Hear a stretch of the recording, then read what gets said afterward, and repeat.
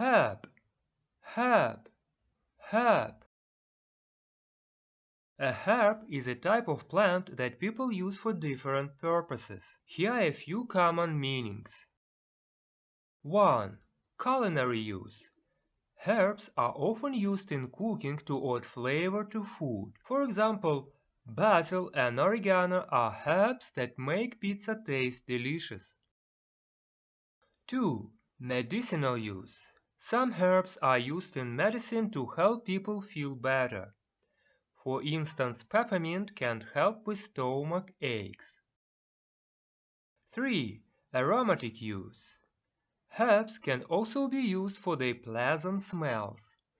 Lavender is an herb that smells nice and is often used in perfumes and soaps. The word herb comes from the Latin word herba, which means grass or green plant. That's all for now. If you like this video, please subscribe for more learning adventures. Thank you. Bye.